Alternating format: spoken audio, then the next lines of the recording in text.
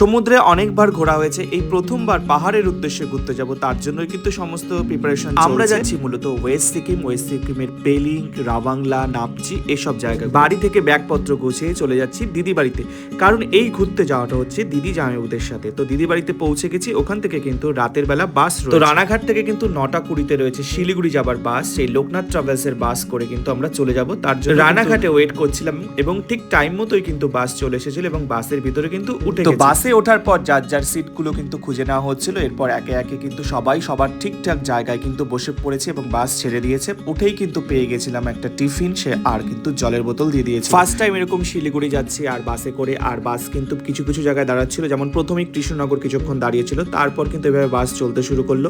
তারপর ডালখোলা, একে একে আমরা কিন্তু শিলিগুড়িতে পৌঁছে গেছি সকালবেলা, মোটামুটি 6:30টার মধ্যেই কিন্তু শিলিগুড়িতে পৌঁছে আমাদের কিন্তু একটা হোটেল নেওয়া ছিল, মানে ফ্রেশ হওয়ার জন্য সবাই মিলে কিন্তু হোটেল থেকে রেডি হয়ে এবার কিন্তু বেরিয়ে যাব। আর যেহেতু আমাদের প্যাকেজটা কিন্তু শিলিগুড়ি টু সিকিম ছিল, তাই শিলিগুড়িতে হোটেল থেকে কিন্তু আমরা গাড়িতে চলে যাব। গাড়ি কিন্তু চলে এসেছিল, এখান থেকে কিন্তু আমাদের পুরো প্যাকেজটা শুরু হচ্ছে। আর যাত্রাপথেই কিন্তু দেখতে দেখতে চলেছি, আর প্রচন্ড কিন্তু খিদে পেয়ে গেছিল, তাই একটা রেস্টুরেন্টে দাঁড়িয়ে আলুর পরোটা কিন্তু খাওয়া হয়েছে। এইভাবে আস্তে আস্তে কিন্তু আমরা পাহাড়ের দিকে এগিয়ে চলেছি, আর পাহাড়ি রাস্তা ধরে কিন্তু চলেছি।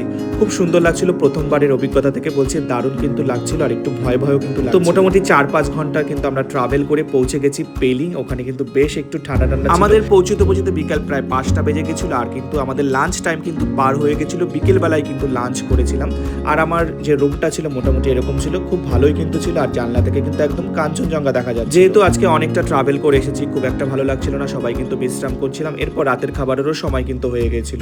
রাতের খাবারে কিন্তু ছিল রুটি, চিকেন, সবজি সবকিছু। আমরা যে হোটেলটায় ছিলাম সেটা কিন্তু একদম বাঙালি হোটেল ছিল, আর খাবার দাবারগুলো সত্যি বলতে খুব ভালোই ছিল।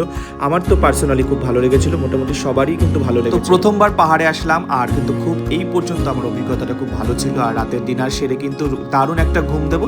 তারপর সকালে কালকে কিন্তু আরো অনেক সাইট সিন রয়েছে পেলিং এর আশেপাশে, রয়েছে স্কাই ওয়াক, সেগুলোতে কিন্তু চলে যাব। তো সকালবেলা উঠেই কিন্তু দারুণ একটা সিন দেখে কিন্তু মুগ্ধ হয়ে গেলাম। কাঞ্চনজঙ্ঘা পুরো হোটেল রুম থেকে দেখা যাচ্ছিল। তো কাঞ্চনজঙ্ঘার ভিউ দেখতে দেখতে কিন্তু গরম গরম চা চলে এসেছিল, চা খেলাম। চা খাওয়ার পর ফ্রেশ হয়ে রেডি হয়ে এবার কিন্তু আমরা বেরিয়ে যাব আজকে সাইট সিন করার জন্য। তো মোটামুটি আমরা যারা গেছিলাম সবাই রেডি হয়ে কিন্তু ডাইনিং রুমে চলে এসেছি, ওখানে কিন্তু ব্রেকফাস্ট সেরে এবার কিন্তু বেরিয়ে যাচ্ছি। যেহেতু আমরা অনেকজন গেছিলাম, আরো ফ্যামিলি মেম্বার কিছু গেছিল, তাই একটু লেট হচ্ছিল এবং হোটেল থেকে কিন্তু বেরিয়ে গেছে এবং আমাদের গাড়ি কিন্তু ওয়েট করছিল।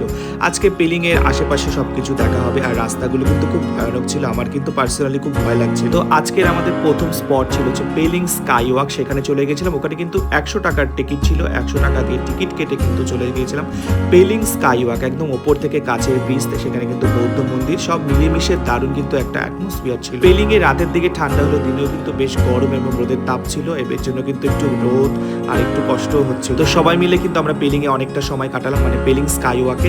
সেখানে কাচের ব্রিজ থেকে শুরু করে সবকিছু কিন্তু খুব ভালো করে পেলিং এর এই কাচের ভিডিওটা অনেক ভিডিওতে বা অনেক নিউজে দেখেছি, এবার ফার্স্ট টাইম নিজের একদম লাইভ দেখতে পেলাম, খুব তো ভালো লাগছিল।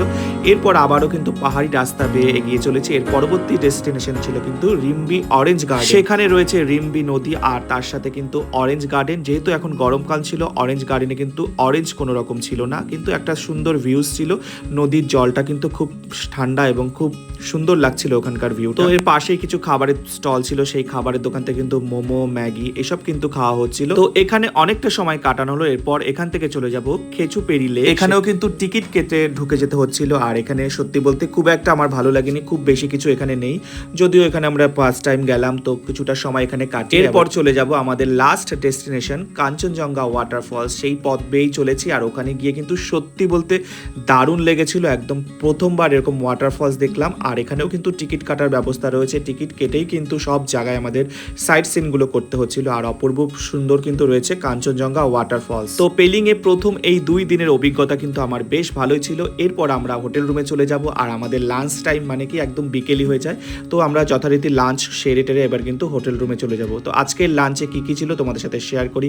ডাল, ভাত, পাঁপড় ভাজা, আমরা কিন্তু ডিম নিয়ে নিয়েছিলাম, তার সাথে আরেকটা সবজিও কিন্তু। এরপর হোটেল রুমে গিয়ে রেস্ট, এবং সন্ধ্যায় কিন্তু পকোড়া, কফি এসব ছিল। এরপর রাতের ডিনারে আজকে ফ্রাইড রাইস, চিকেন কষা সবই ছিল। পরের দিনের ব্লগগুলো দেখার জন্য চ্যানেলটাকে সাবস্ক্রাইব করে দিও। টাটা।